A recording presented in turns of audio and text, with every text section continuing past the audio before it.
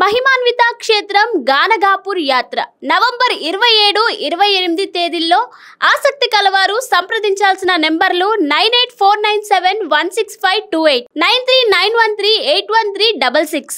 నమస్తే, welcome to max TV. నేను మీ శ్రావ్స్. ఈ రోజు మనతో పాటు ఉన్నారు senior ayurvedic doctor Chittipotla Madhusudan Sharma గారు. మరి సార్తో మాట్లాడి మరికొన్ని విషయాలు తెలుసుకుందాం. నమస్తే సార్. నమస్తే. ఎలా ఉన్నారు సార్? బాగున్నానమ్మా, మీరు ఎలా ఉన్నారమ్మా? నేను కూడా చాలా బాగున్నాను సార్. సార్, ఈ మధ్యన ఎక్కువ మంది ఫేస్ చేసే ప్రాబ్లం థైరాయిడ్. అందులో ఎక్కువ శాతం అయితే అమ్మాయిలకే వస్తుంది. అసలు థైరాయిడ్ రావడానికి గల కారణాలు ఏంటి సార్? అసలు ఎందుకు వస్తుంది? అసలు నిజంగా చెప్పాలంటే థైరాయిడ్ రెండు రకాలమ్మా. హైపోథైరాయిడ్ అని, హైపర్ థైరాయిడ్ అని. హైపో అంటే తక్కువ, థైరాయిడ్ హార్మోన్ తక్కువ ఉత్పత్తి అయిందని హైపోథైరాయిడ్ అంటారమ్మా.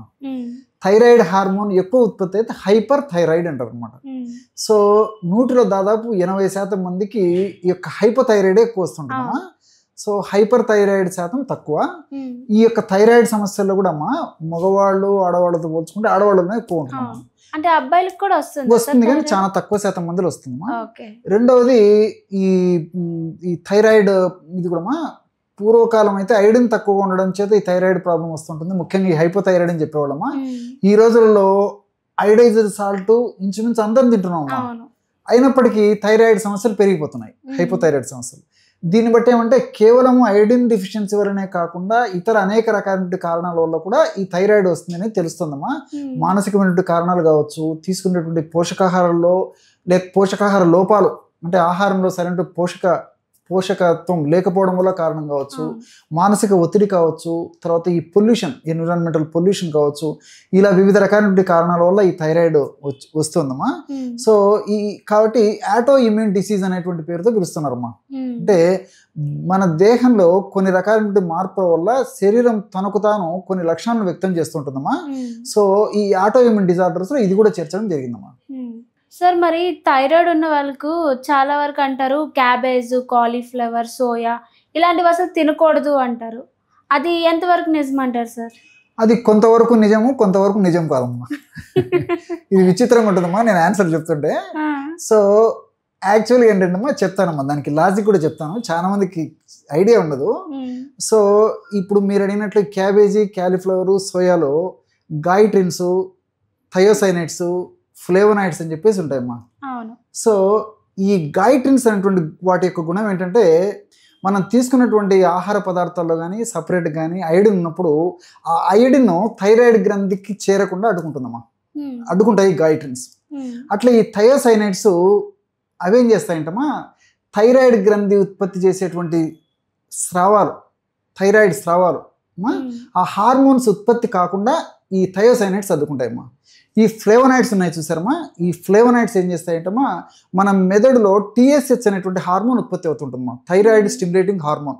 ఈ థైరాయిడ్ స్టిమ్యులేటింగ్ అనేటువంటి హార్మోన్ మెదడులో ఉత్పత్తి అయ్యి అది గొంతు భాగంలో ఉన్నటువంటి థైరాయిడ్ని స్టిమ్యులేట్ చేసి థైరాయిడ్ గ్రంథి నుంచి ఆ హార్మోన్స్ ఉత్పత్తి అయ్యేందుకు సహకరిస్తుందమ్మా. ఈ థైరాయిడ్ స్టిమ్యులేటింగ్ హార్మోను మెదడులో ఉత్పత్తి అయిన ఆ మెదడులో ఉత్పత్తి అయినటువంటి thyroid stimulating TSH thyroid stimulating హార్మోన్ని ఈ యొక్క గ్రంథికి చేరకుండా ఈ యొక్క ఫ్లేవనాయిడ్స్ అడ్డుకుంటాయి. సో కాబట్టి క్యాబేజీ, క్యాలీఫ్లవర్, సోయా వాడకూడదు అని చెప్తారమ్మా. సో ఇక్కడికి వచ్చింది, దీన్ని బట్టి వద్దు అని చెప్పేసి మీరు కూడా అనుకుంటారు, అంతే కదమ్మా, వాడకూడదు. కానీ ఇక్కడ ఉన్నటువంటి ఇదే చెప్తానమ్మా, ఎప్పుడైతే ఈ క్యాబేజీ, క్యాలీఫ్లవర్, సోయాను మనం ఉడకబెడతాం కదమ్మా, మనం అలాగే తీసుకుంటే మీరు అన్నట్టు ఈ యొక్క సమస్య వస్తుందమ్మా. సో సర్వసాధారణంగా 199 భాగాలు క్యాబేజీ ఎవరు అలాగే తినరు అమ్మా. తర్వాత ఈ రెండు పదార్థాలు కూడా క్యాలీఫ్లవర్ అలాగే తినరు, సోయా అలాగే తినరు అమ్మా.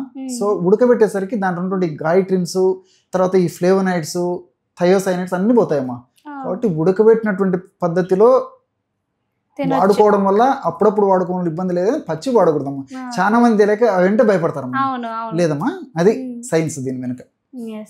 సార్, మరి థైరాయిడ్ ప్రాబ్లంతో ఫేస్ చేసే వాళ్ళకి ఆయుర్వేదంలో ఎలాంటి ట్రీట్మెంట్ ఉంటుంది సార్? మనకి ఈ థైరాయిడ్ సమస్యకి ఆయుర్వేదంలో ఉండే ప్రత్యేకత ఏంటంటమ్మా, అది హైపోథైరాయిడ్ కానివ్వండి, హైపర్ థైరాయిడ్ కానివ్వండి, రెండింటికి ఒకటేమ్మా. రెండింటికి ఒకటే. ఇంగ్లీష్ వైద్యంలో అయితే సపరేట్ ఉంటుంది కానీ ఆయుర్వేదం యొక్క ప్రత్యేకత ఏదమ్మా అంటే ఏ రకమైన థైరాయిడ్ అయినా మనం వాడేటువంటి మందుల ద్వారా థైరాయిడ్ యొక్క గ్రంథి యొక్క పనితీరును చక్కదిద్దుతాయమ్మా. సో ఒక ఔషధం చెప్తాను చూడమ్మా, చాలా ఈజీ తయారు చేసుకోవడము, మెండైన ఫలితాలు చాలా సులువుగా పొందవచ్చమ్మా. సో అది ఎలాగ తయారు చేయాలమ్మా, ఇప్పుడు త్రికటు చూర్ణం దొరుకుతుందమ్మా మార్కెట్లో. త్రికటు కారం కారం ఉంటుందమ్మా, పిప్పళ్ళు మిరియాలు శొంఠితో తయారు చేస్తారమ్మా, మనకు మార్కెట్లో దొరుకుతుంది. అదొక 75 గ్రామ్స్ తీసుకోవాలి. అట్లే పసుపు కొమ్ములు దంచి చేసినటువంటి పౌడర్ ఒక 25 గ్రామ్స్ తీసుకోవాలి. చివరగా ధనియాలను వేయించేసేసి పౌడర్ చేసి ఒక 25 గ్రామ్స్ తీసుకోవాలమ్మా. సో త్రికటు చూర్ణం 75, పసుపు పొడి 25, ధనియాల పొడి 25. సో టోటల్ వచ్చేసి 125 గ్రామ్స్ పౌడర్ అయిపోతుంది అంతా కలిపేస్తే. ఇది ఇంచుమించు రౌండ్ అబౌట్ ఒక 20 డేస్కి వస్తుందమ్మా. 20 డేస్కి 2-3 రోజులు అటు వస్తుంది. మొత్తం కలిపేసేసామా ఒక 2 నుంచి 2.5 గ్రామ్ పౌడర్, అంటే ఇంచుమించు 1/2 టీ స్పూన్ పౌడర్ గోరువెచ్చని నీళ్ళలో కానీ ఉదయం ఆహారం తర్వాత ఒకసారి, రాత్రి ఆహారం తర్వాత ఒకసారి ఒక 100 ml గోరువెచ్చని నీళ్ళలో కలుపుకొని తీసుకోవచ్చు, లేకపోతే తేనెతో కలిపి తీసుకోవచ్చు. ఈ విధంగా క్రమం తప్పకుండా రోజు 2 సార్లు ఈ యొక్క ఔషధాన్ని వాడుకోవడం వల్ల ఈ థైరాయిడ్ గ్రంథి పనితీరు చక్కదిద్దబడి అది హైపోథైరాయిడ్ కానివ్వండి, హైపర్ థైరాయిడ్ కానివ్వండి ఆ యొక్క సమస్య అదుపులోకి వస్తుందమ్మా. ఇక్కడ రెండోది ఇంకోటి కూడా గమనించాలమ్మా, ఈ యొక్క థైరాయిడ్ సమస్య ఉన్నటువంటి వాళ్ళు చాలామంది మొట్టమొదటి 90% మంది కూడా ఇంగ్లీష్ మందులకు అలవాటు పడిపోయి ఇంగ్లీష్ మందులు వాడుతుంటారమ్మా. సో ఈ యొక్క ఔషధాన్ని వాడేటప్పుడు ఏం చేస్తారంటే ఇంగ్లీష్ మందులు వాడుకుంటూ ఈ యొక్క ఔషధాన్ని వాడుతూ థైరాయిడ్ యొక్క టెస్టు 3 నెలలకు ఒకసారి ఇలాగ చేయించుకుంటూ థైరాయిడ్లో మార్పు వచ్చేదాన్ని బట్టి ఆ థైరాయిడ్ ఇంగ్లీష్ మందుల డోస్ తగ్గించుకుంటూ ఇది కంటిన్యూ కొనసాగిస్తే సరిపోతుందమ్మా. సో మంచి రెమెడీ ఇది. సార్ ఇప్పుడు చాలా మంది అనుకుంటారు ఇప్పుడు థైరాయిడ్ ప్రాబ్లం వచ్చిందంటే ఇది లైఫ్ లాంగ్ అలానే ఉంటుంది, ఎప్పటికీ తగ్గదు అనుకుంటారు. అది ఎంతవరకు నిజమంటారు? అది నిజమేనా సార్? అసలు అది చెప్పాను కదమ్మా, కొంతవరకు నిజంగానే. ఎందుకంటే వీళ్ళు ఆహార నియమాలు పాటించకపోవడము, వెయిట్ విపరీతంగా పెరిగిపోతున్నాము, మానసిక ఒత్తిడి విపరీతంగా పెరిగిపోతుండడము, సరిగ్గా టయానికి నిద్రపోకపోవడము, సరిగ్గా రెస్ట్ తీసుకోకపోవడం టయానికి, ఇలాంటి కారణాల వల్ల కొంతమందిలో వీళ్ళు చేసేటువంటి స్వయంకృత అపరాధాలు ఉంటారమ్మా. వాళ్ళకే వాళ్ళు చేసుకునేటువంటి అపరాధాల వల్ల, వాళ్ళు చేసేటువంటి పొరపాట్ల వల్ల కొంతమందికి ఇబ్బంది పడేటువంటి పరిస్థితి ఏర్పడుతుంది. కానీ పద్ధతి ప్రకారము శాస్త్రరీత్యా కొన్నాళ్ళు ఔషధాలు వాడుకొని ఒక నియమనిబద్ధమైనటువంటి జీవితాన్ని గడిపేటువంటి వాళ్ళలో మళ్ళీ రెగ్యులర్గా దీర్ఘకాలం పాటు ఆ థైరాయిడ్ కూడా ఉండదమ్మా, తగ్గిపోతుందమ్మా. సార్ చాలా వరకు థైరాయిడ్ ఉన్న వాళ్ళు కొన్ని ఫుడ్స్ తినకూడదు అంటారు. అవి ఏం ఫుడ్స్ సార్? ఎలాంటివి తినాలి, ఎలాంటివి తినకూడదు సార్? జనరల్గా అమ్మా థైరాయిడ్ వాళ్ళు కానీ జనరల్గా కూడా అమ్మా ఈ దేహానికి హాని చేసేటువంటి పదార్థాలు ఫుడ్స్లో హై కార్బోహైడ్రేట్ ఫుడ్ అమ్మా. సో ఎక్కువగా ఉన్నటువంటి పిండి పదార్థాలు వాడుకోకూడదు.